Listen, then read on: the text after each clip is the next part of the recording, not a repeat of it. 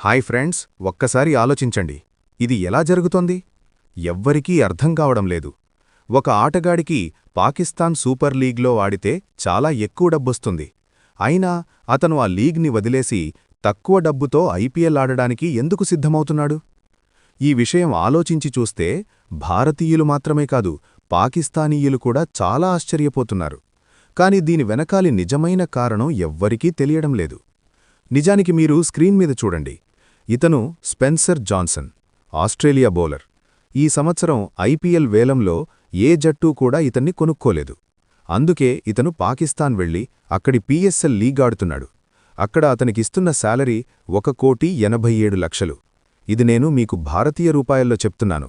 పాకిస్తానీ రూపాయల్లో చెప్పాలంటే సుమారు 5,60,00,000 ఇస్తారు. కాని ఇప్పుడొక ఆసక్తికరమైన మలుపు వచ్చింది. ఐపీఎల్ మరియు పీఎస్ఎల్ రెండు లీగులు ఒకేసారి జరుగుతున్నాయి. భారతదేశ ఐపీఎల్లో ఒక జట్టుంది, సీఎస్కే. అది చాలా ప్రముఖ జట్టు. ఆ జట్టు ఆటగాడు నేథన్ ఎల్లిస్ గాయపడ్డాడు. అతని స్థానంలో మరొక ఆటగాణ్ణి తీసుకోవడానికి సీఎస్కే బృందం స్పెన్సర్ జాన్సన్ని సంప్రదించింది. ఎందుకంటే అతను పీఎస్ఎల్లో చేరబోతున్నాడు.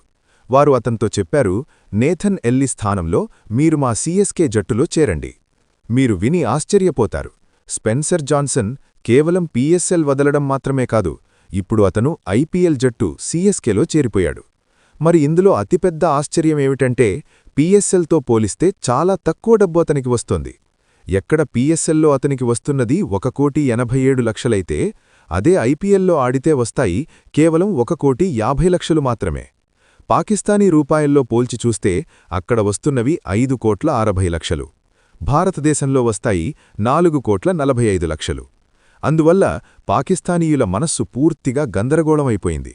ఎందుకంటే వారికి అర్థం కావడం లేదు. స్పెన్సర్ జాన్సన్కి మేము ఎక్కువ డబ్బిస్తున్నాము, అయినా అతను ఎందుకు పీఎస్ఎల్ వదిలి పారిపోయాడు? ఇది కేవలం ఒక్క ఆటగాడి కథ కాదు. ఏ పీఎస్ఎల్ ఆటగాడిని ఐపీఎల్ జట్టు పిలుస్తుందో అతను వెంటనే పీఎస్ఎల్ వదిలేసి భారతదేశం వైపు పరిగెత్తుతున్నాడు. వారికి ఇప్పటికీ అర్థం కావడం లేదు ఇది ఎందుకు జరుగుతోంది. కాని ఈ విషయానికి నిజమైన కారణం నేను మీకు స్పష్టంగా చెప్తాను. ముందుగా స్క్రీన్ మీద చూడండి. ఇప్పట్నించి 2 రోజుల క్రితం ఇక్కడ టీటీపీ అంటే తెహ్రీకే తాలిబాన్ పాకిస్తాన్ ఒక భయంకరమైన ప్రకటన చేసింది. పీఎస్ఎల్ అంటే పాకిస్తాన్ ప్రభుత్వం నిర్వహిస్తున్న లీగ్.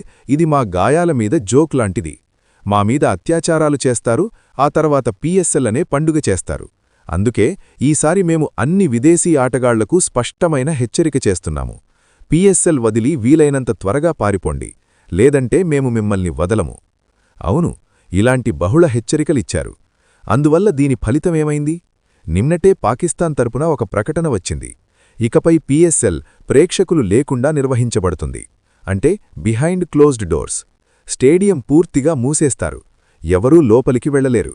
కేవలం ఆటగాళ్లు మాత్రమే మ్యాచ్ ఆడతారు. అంతేకాదు, ఇంతకుముందు పీఎస్ఎల్ పాకిస్తాన్లో వివిధ నగరాల్లో ఆడేవారు. ఇప్పుడు కేవలం 2 నగరాల్లో మాత్రమే ఆడబడుతుంది. అవి కరాచీ మరియు లాహోర్. 2 స్టేడియాల్లోనే అన్ని జట్లు పోటీపడతాయి. ఇదంతా తాలిబాన్ దాడి భయాన్ని దృష్టిలో ఉంచుకుని జరిగింది. అందుకే తక్కువ డబ్బున్నప్పటికీ ఐపీఎల్ ఆడడానికి అన్ని ఆటగాళ్లు సిద్ధంగా ఉన్నారు. ఎందుకంటే ఇక్కడ వారు పూర్తి సురక్షితంగా ఉంటారు. వారి కుటుంబం కూడా సురక్షితంగా ఉంటుంది. పాకిస్తాన్లో అయితే వారు కుటుంబాన్ని తీసుకెళ్లలేరు కూడా. మరి ఇక్కడే పాకిస్తానీ సామాన్య ప్రజలు తమ ఆలోచనా విధానాన్ని మార్చుకోవాలి. డబ్బు మాత్రమే అన్నీ అని అనిపిస్తోంది. భారతదేశానికి డబ్బుంది, పెద్ద ఆర్థిక వ్యవస్థ ఉంది. అందుకే అందరూ భారతదేశాన్ని ఎంచుకుంటున్నారు, భారతదేశాన్ని ఇష్టపడుతున్నారు. ప్రపంచంలో భారతదేశానికి ఇంత మంచి స్థాయి ఉంది. ఇదే కారణం పాకిస్తానీయులకు అనిపిస్తోంది. ఏ రోజు మా ఆర్థిక వ్యవస్థ మంచిదైతే, మా దగ్గర డబ్బు వచ్చేస్తే మాకు కూడా అలాంటి గౌరవం వస్తుందని. కాని అలా జరగదు. ఆర్థిక వ్యవస్థ, డబ్బు ఏమీ ముఖ్యం కాదు. మీ దేశంలో ఉగ్రవాదులు పెరిగితే, మీ దేశంలో కట్టరపంతగ్రత్వం రాజ్యమేలితే అప్పుడు మీరు ఏమైనా చెయ్యండి, ఎంత డబ్బు సంపాదించినా అన్నీ వ్యర్థమవుతాయి. అన్నీ పూర్తిగా వ్యర్థం. ఇప్పుడు మీరు స్వయంగా ఆలోచించి చూడండి. మీ పీఎస్ఎల్ మీద ఈరోజు ఒక దాడి జరిగితే మీ పీఎస్ఎల్ వచ్చే చాలా సంవత్సరాల పాటు లేదా మూసివేయబడుతుంది, లేదా పాకిస్తాన్ నుంచి బయట దుబాయ్ వంటి చోటికి మార్చేస్తారు. ఇప్పుడు దుబాయ్ కూడా అలాంటి పరిస్థితులే ఉన్నాయి. అక్కడ కూడా పీఎస్ఎల్ నిర్వహించలేరు. అప్పుడు దాన్ని తీసుకెళ్లి ఎక్కడికి పారిపోతారు? ఆలోచించండి ఫ్రెండ్స్. నచ్చితే లైక్ చేసి సబ్స్క్రైబ్ చేయండి.